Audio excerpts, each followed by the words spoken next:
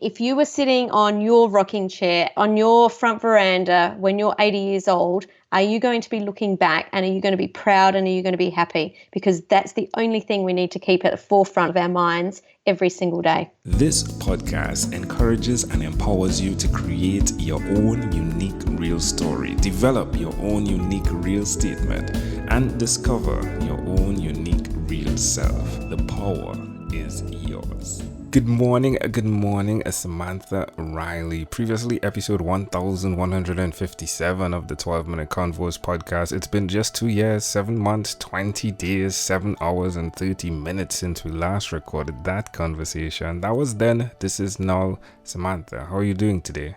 I'm doing so well, but listening to that, how amazing are you doing that many interviews? Hats off to you. Amazing. I appreciate that. Thank you. More than that, when we last spoke, wow, you were doing a ton of things, being in business for what would be an average of over 25 years now, assuming that you are still in business, right? I would love to know what's the update. How have things evolved over the last couple of years? You know, I can't even remember I know that I was coaching back then, but now I'm still coaching business owners, but specifically working with experts to help them to really build their influence. So have really targeted in on that niche and working with some amazing people. That's wonderful. You were about to launch a one-day event. It was your first one-day event you were doing in Australia at that point in time. And there was a 3-month Business Success Academy as well that you were about to launch. How has that been? Oh, wow. There you go. Still Business Success Academy. We've just completed, I don't know how many launches. Business Success Academy is still going. So that's happening and still running events. Business Lab Live is one of the events that I'm running in March, and we'll have a whole heap of other events happening this year as well. It's so intriguing to look over decades, seeing the pertinent points of time when you made the decision to do what you've done. When you look back over the last couple of decades, how does it make you feel to see where you are today? Old. It's amazing, isn't it? You know, we often say life is short, but when I think most of us, well, I know I can definitely say for me, when I look over the last couple of decades, I've done so much. So even though life is short, I think that we can shortchange ourselves by saying that, where really we can fit so much into this life. When we spoke, you were in Australia. Are you still there or have you moved? No, still in Australia. That's wonderful. Do you travel to the US often? Yeah, I usually go there 3-4 times a year. I usually go over to see my other podcasting friends or to see clients or to run events over there. And I know you just got back from there fairly recently, but it's good fun to go meet people from all around the world. Yeah, definitely. Well, there seems to be a voice that we've identified on the podcast that urges each human being on, right? Amongst so many other voices. The voice that said, hey, Samantha, you should leave your day job.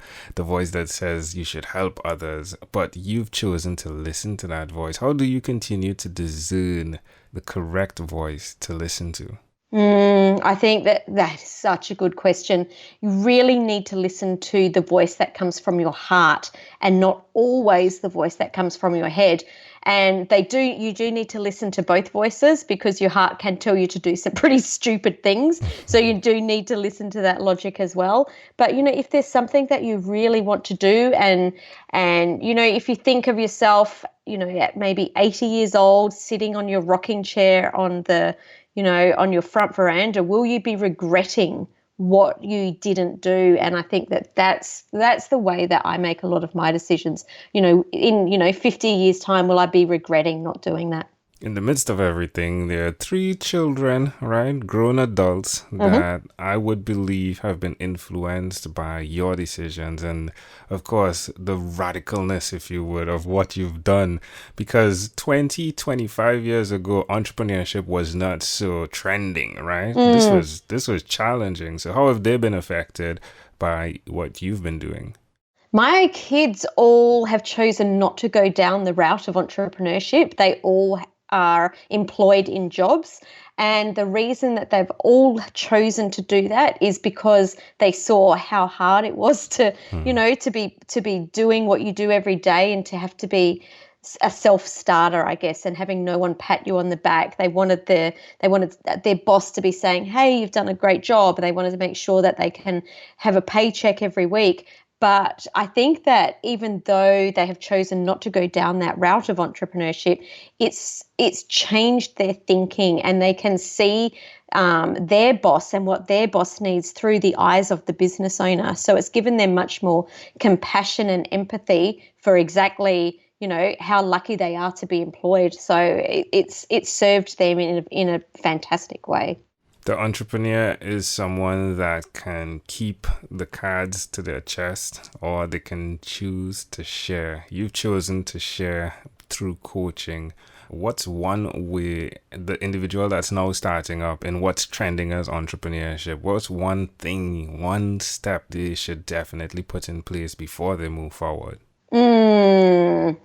I think that something that needs to be in place is knowing how they're going to be able to pay the bills, because entrepreneurship's a hard gig, and that you really need to know how you're going to be able to pay the bills at the beginning.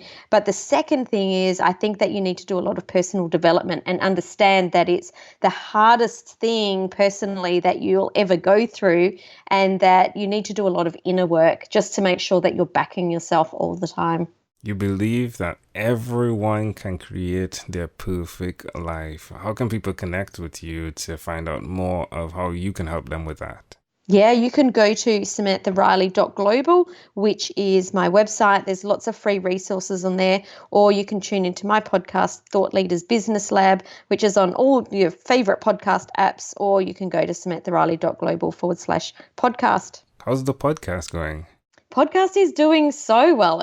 I absolutely love podcasting, as you do. And one day I may get to the amount of episodes that you've recorded. There's a conversation that we have that I think we kind of sometimes put in the background of our mind. Some put it in the forefront. That's the conversation of the possibility of death. How do you approach your planning? Is that in the forefront, or is it in the back end of your mind? Definitely in the back. I'm